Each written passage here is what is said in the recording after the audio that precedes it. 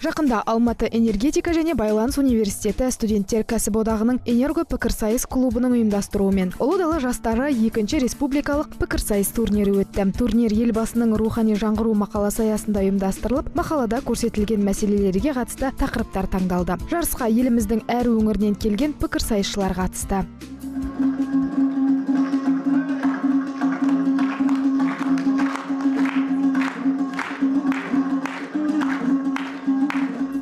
Энергокап 2-ші турнирінде 5 аймақ қатысып отыр. Ол Шымкенттен, Атырау облысынан келді, Қостанай облысынан келді, одан кейін Тараз, сонымен қатар Алматы облысы өзімізден. Осыдан спикерлер келіп, өз бақтарын сынауда.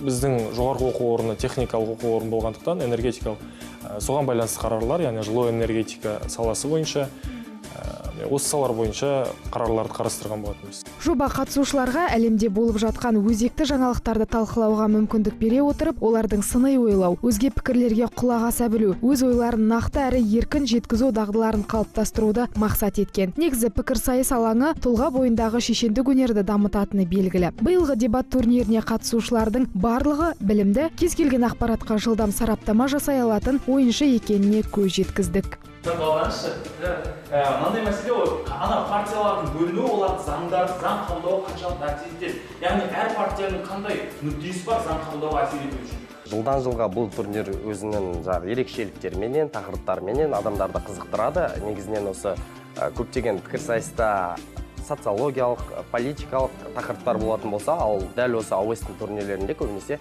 ғылым мен білімге негізделген тақырыптар болады. Ізденуге, тағы да басқа пікірсайысшыларға өте көп әсерін тигізеді. Ойыннан алған әсерім өте керемет. Қарсыластарымыз Алматы технологиялық университетінің жас буындары екен. Ол кісілердің де интеллектуалдық ойлауы өте жоғары. Тақырыптар жан-жақты қарастырылғаннан кейін және оған ізденетін аргумент фактілердің де өте көп болуы бізге белгілі бір таңда тақырыпты жақсы қорғап шығуға үлкен септігін тигізді. Пікірсайыс турнирінде энерго дебат клубының орта және аға буын өкілдері, сонымен қатар арнайы шақыртылған қонақтар төрелік етті. Олар тақырыптың ашылуына, ойын форматының сақталуына, пікірсайысшының ұтқырлығы мен нақты дәлелдер келтіруіне, тіл тазалығына, сыни ойлау қабілетіне және көркем сөйлеуіне бақылау жасап қорытынды шығарды. Ең бірінші адамға сенімділік керек. Содан кейін сол пікірсайысқа кейіннен кейін оның білімін жинақтау керек, яғни білім қалыптастыра жатады. Ойынның үстінде келесі ойында немесе арғы ойындарда уже білім жаңағы адам бойында жиналады. Ауэстің АЕЖБУ пікірсайыс клубының өзіне лайықты тақырыптар қаралады, өте мықты, күшті, екі тарапта да жақсы қамтылған.